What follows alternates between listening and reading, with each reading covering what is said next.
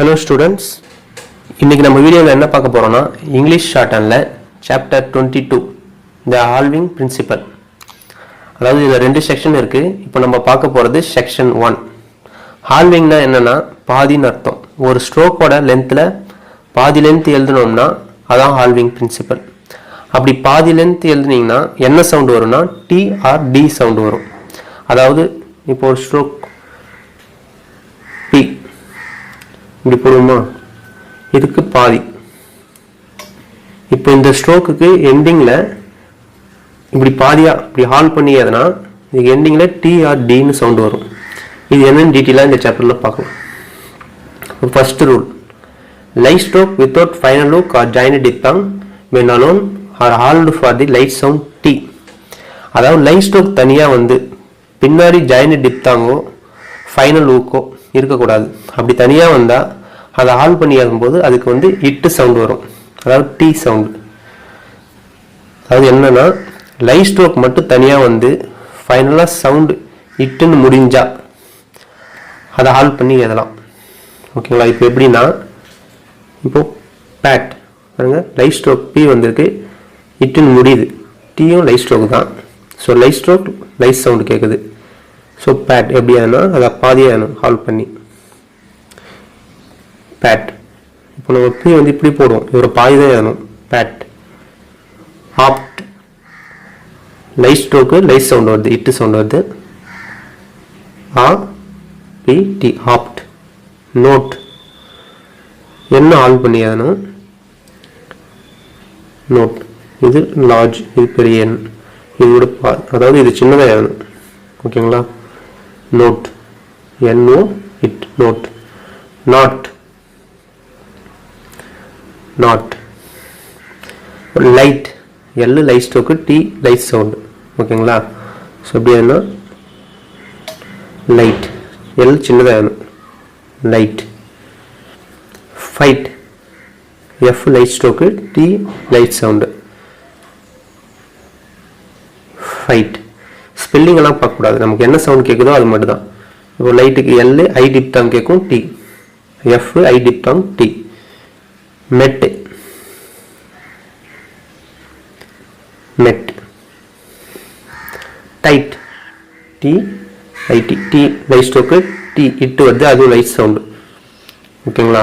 அதாவது light ஸ்ட்ரோக்குக்கு light sound கடைசியில் இட்டுன்னு முடிஞ்சா ஹால் பண்ணி எழுதணும். ஓகேங்களா? இப்போ நெக்ஸ்ட் ரூல் பார்க்கலாம். இதுவும் அதே மாதிரி தான், ஆனால் ஹெவி சவுண்டுக்கு. இப்போ ஹெவி ஸ்ட்ரோக் தனியாக வந்து அந்த ஸ்ட்ரோக்குக்கு ஹால் பண்ணி எதனா ஃபைனலாக வரக்கூடிய சவுண்ட் வந்து டி சவுண்ட், அதாவது ஹெவி சவுண்ட் இட். இப்போ பாருங்க, பேட் பி வந்து ஹெவி ஸ்ட்ரோக் போடுவோம், டிக்கு ஹெவி ஸ்ட்ரோக் போடுவோம். ஹெவி ஸ்ட்ரோக் வந்திருக்கு, ஹெவி சவுண்ட் வந்திருக்கு. ஸோ எப்படி அதன்னா டார்க் ஸ்ட்ரோக் போட்டு பேட் ஹால் பண்ணி எதணும். டைடு டி டி ரெண்டுமே heavy sound, heavy stroke. So டார்க்கா டைட். எவேட் வி டி வந்திருக்கு, வி வந்து ஹெவி ஸ்ட்ரோக்கு, டியும் ஹெவி ஸ்ட்ரோக், அதாவது ஹெவி சவுண்டு இட். ஸோ எப்படி எதன்னா எவேட். ஓகேங்களா? அதாவது லைட் ஸ்ட்ரோக் மட்டுமே வந்தால் ஃபைனலாக இட்டு சவுண்ட் வரும். ஹெவி ஸ்ட்ரோக் மட்டுமே வந்தால் ஃபைனலாக இட் சவுண்ட் டி சவுண்டு வரும். ஓகேங்களா?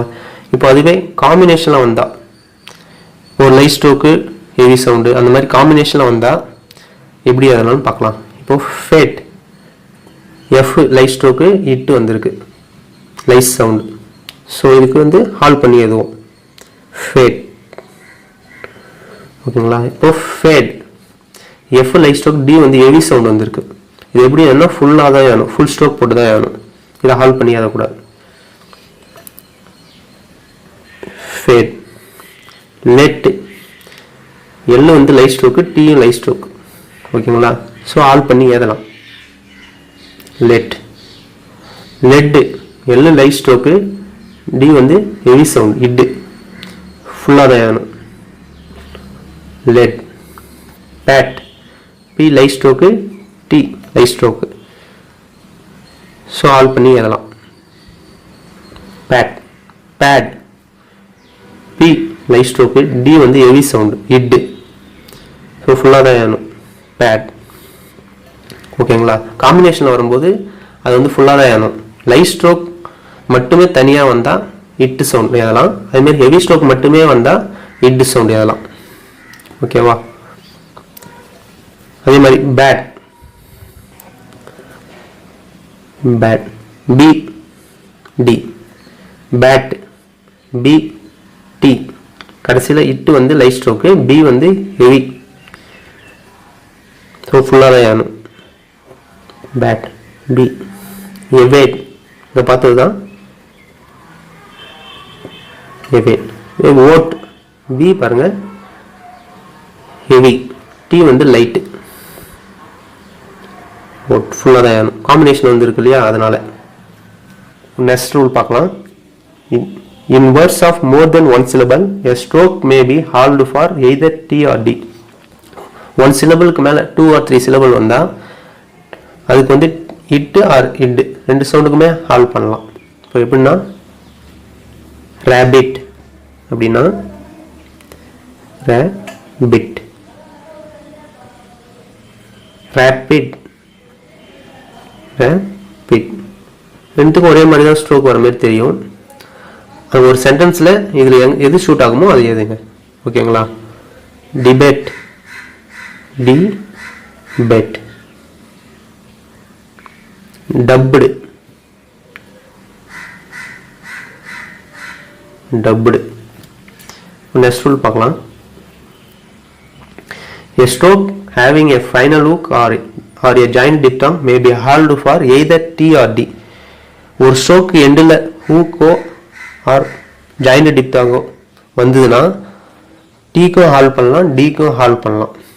இப்போது 10 எப்படி எதுவும்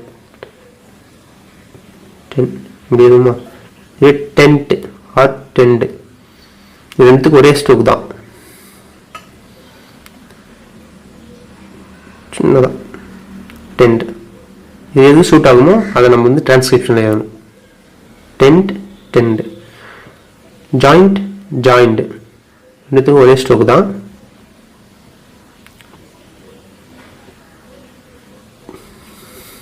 joint joint. Proud per how proud. இது எப்படி படிக்கணும்னா பர் ஹவு டி, இட்டு சவுண்டு தான் கடைசியாக படிக்கணும். ஃபைனலாக இட்டு சவுண்டு தான் படிக்கணும். ஓகேங்களா. Doubt D out, T out D, doubt. இப்போ நெக்ஸ்ட் சர்க்குலர்ஸ்க்கு எப்படி ஹால்ஃப் லென்த் ஃபார்ம் யூஸ் பண்ணலான்னு பார்க்கலாம். Circulars at the end of a half length form is read after T or D indicated by halving. இப்போ opt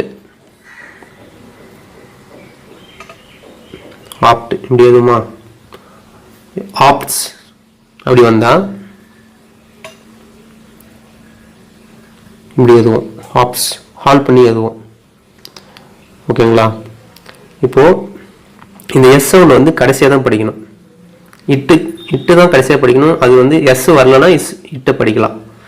circulars கான்செப்டில் மட்டும் S first வந்தால் first S படிக்கணும், ஃபைனலாக எஸ் வந்தால் கடைசியாக தான் படிக்கணும். ஓகேங்களா. இப்போ நோட் இப்படி எதுவுமா, நோட் இட்டு வந்து கடைசியாக படிக்கிறோம். நோட்ஸ் எஸ் தான் கடைசியாக படிக்கணும். நோ இட்டு எஸ், நோட்ஸ். சாஃப்ட் ஹால் பண்ணி அதெல்லாம் சாஃப்ட் சாஃப்ட். ஓகேங்களா. இப்போ சர்க்குலஸ் கடைசியாக ஹூக் மாதிரி வந்தால் எப்படி அதுன்னு பார்க்கலாம். டென்ட்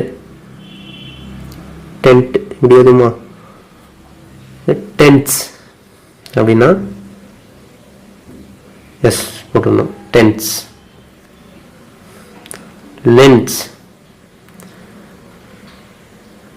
லென்ஸ் லென்ஸ்னா இப்படி எதுவும் லென்ஸ், அதுலேயே சர்க்கிள் போட்டுடணும். லென்ஸ். மவுண்ட்ஸ்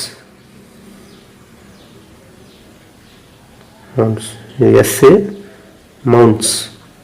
அதாவது சர்க்குலஸ் கடைசியாக வந்தால் கடைசியாக தான் படிக்கணும். இட்டை கடைசியாக படிக்கக்கூடாது, சர்க்குலஸை தான் கடைசியாக படிக்கணும். இப்போ நெக்ஸ்ட்டு ஆல்ஃப் லென்த் ஹச் எப்படி யூஸ் பண்ணுறதுன்னு பார்க்கலாம். ஹச் மட்டும் தனியாக வந்தால் அப்போர்ட் ஹச் தான் யூஸ் பண்ணணும் ஹால் பண்ணி எழுதும்போது. ஓகேங்களா. இப்போ எப்படி எழுதுன்னு பார்க்கலாம். ஹைட் பாருங்க இதில் அச்சு வந்திருக்கு, இட்டு சவுண்ட் கேட்குது, தனியாக தான் இருக்குது. ஸோ எப்படி எதுனா ஹைட் இப்படி எதணும், hit hit, hunt hunt, hunts. ஓகேங்களா? அச்சு மட்டும் தனியாக வந்தால் அப்போர்ட் அச்சு தான் யூஸ் பண்ணணும் ஹால்விங்கில். இப்போ நெக்ஸ்ட் ஹால்விங் பிரின்சிபல் எங்கே யூஸ் பண்ணக்கூடாதுன்னு பார்க்கலாம். If a vowel follows the final sound T or D, halving principle is not employed. அதாவது T or D க்கு அப்புறம் vowel வந்தால் யூஸ் பண்ணக்கூடாது. இப்போ ஹால்விங் பிரின்சிபல் நம்ம எங்கே யூஸ் பண்ணுவோம்னா இட் இட்னு முடிஞ்சால் யூஸ் பண்ணுவோம். அதாவது நோட், பெட், ஃபேக்ட் இது மாதிரி முடிஞ்சால் யூஸ் பண்ணுவோம். இப்போ இதுவே அந்த இட்டுக்கு அப்புறம் வவல் வந்தால் யூஸ் பண்ணக்கூடாது. ஏன்னா இப்போ பிட் அப்படின்னா யூஸ் பண்ணுவோம், இட்டில் முடியுது, ஸோ இப்படி யூஸ் பண்ணுவோம் பிட். பிட்டி, இட்டுக்கு அப்புறம் வவல் வந்திருக்கு, ஸோ ஹால்விங் பிரின்சிபல் யூஸ் பண்ணக்கூடாது, நார்மல் ஸ்ட்ரோக் தான் போடணும். பிட்டி. டேட், இட்டில் முடியுது, ஸோ யூஸ் பண்ணலாம். பாடி, இட்டுக்கு அப்புறம் வவல் வந்திருக்கு, யூஸ் பண்ணக்கூடாது. பாடி, நார்மலாக ஸ்ட்ரோக் போட்டு தான் எழுதணும். ஓகேங்களா? நெக்ஸ்ட்டு ட்ரைஃபோன் வந்தால் யூஸ் பண்ணக்கூடாது. அதாவது டிக்கு முன்னாடி ட்ரைஃபோன் வந்தால் ஹால்விங் பிரின்சிபல் யூஸ் பண்ணக்கூடாது.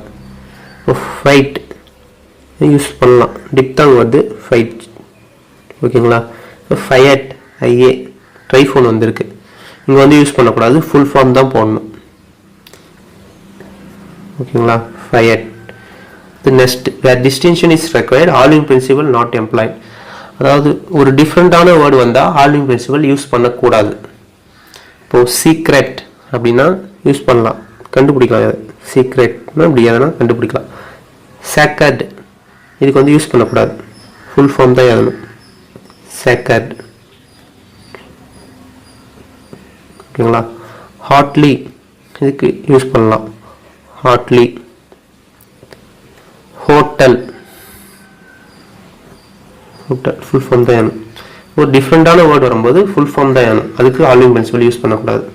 அதேமாரி ட்ரைஃபோன் முன்னாடி வந்தால், அதாவது டீக்கு முன்னாடி ட்ரைஃபோன் வந்தால், டிடிக்கு முன்னாடி ட்ரைஃபோன் வந்தால் யூஸ் பண்ணக்கூடாது. அப்புறம் இட்டுக்கு அப்புறம் வவல் வந்தால் யூஸ் பண்ணக்கூடாது. இப்போ next if upward R stands alone R final circle S, halving principle is not employed. அதாவது இப்போ ஆர் மட்டும் தனியாக வந்தால் ஹால்விங் பிரின்சிபல் யூஸ் பண்ணக்கூடாது. அந்த ஆர் கூட எஸ் வந்தாலும் யூஸ் பண்ணக்கூடாது ஃபைனலாக. ஓகேங்களா? இப்போ எப்படின்னா ரேட், ரேட்னா ஃபுல்லாக தான் எழுதணும், ரேட் ஃபுல் ஸ்ட்ரோக் தான் போடணும். இதுக்கு வந்து இப்படி எழுதக்கூடாது, இப்படி எழுதுனா இது வந்து அண்டு அப்படின்னு படிக்க தோணும் டிரான்ஸ்கிரிப்ஷனில். ஓகேங்களா? ரைட்ஸ் ஃபுல்லாக தான் எழுதணும், ஃபுல் ஸ்ட்ரோக் தான் போடணும், ரைட்ஸ். இதுக்கு இப்படி எஸ் போட்டிங்கன்னா இது வந்து அண்ட் இஸ், அண்ட் ஆஸ் அப்படி வந்துடும். அதனால ஃபுல் ஃபார்ம் தான் எழுதணும், தனியாக வந்தால். ரேட்ஸ் ஃபுல் ஃபார்ம் தான் எழுதணும். ரெண்ட்டு, இது ஃபைனலாக அந்த ஆர் கூட ஹூக் வந்தால் ஹால்விங் பிரின்சிபல் எழுதலாம். இப்போ ரெண்ட் எப்படி எழுதுவோம்? ரெண்ட். ரிஃப்ட்டு, ஃபைனலாக ஹூக் வந்துருக்கு, ரிஃப்ட், இப்படி எழுதலாம். நெக்ஸ்ட்டு இந்த ஹால்விங் பிரின்சிபலுக்கு பொசிஷன் ரைட்டிங் பார்க்கலாம். ஃபர்ஸ்ட் பிளேஸில் வவல் வந்தால் அபோவ் தி லைனில் எழுதணும். செகண்ட் பிளேஸ், தேர்ட் பிளேஸில் வந்தால் ஆன் தி லைனில் எழுதணும். இதில் வந்து த்ரூ தி லைன் கிடையாது, ஹால்விங் பிரின்சிபலில் த்ரூ தி லைன் கிடையாது. இப்போது லாட் எப்படி எதுவும்னா அபோவ் தி லைனில் எதுவும், lot. Late, on the line. Lit, இது வந்து த்ரூ தி லைனில் எழுதக்கூடாது, இதுவும் ஆன் தி லைனில் எழுதிட்டு தேர்ட் பிளேஸில் வைக்கணும், lit. Bat, bet, bit. Got, good. ஓகேங்களா? ஓகே, இந்த சாப்டரில் வர எக்ஸாம்பிள், எக்ஸசைஸ், கிராமர் லாக்ஸ், அப்புறம் பேராகிராஃப் எக்ஸசைஸ் எல்லாத்தையும் நல்லா எழுதி பாருங்கள். தேங்க்யூ.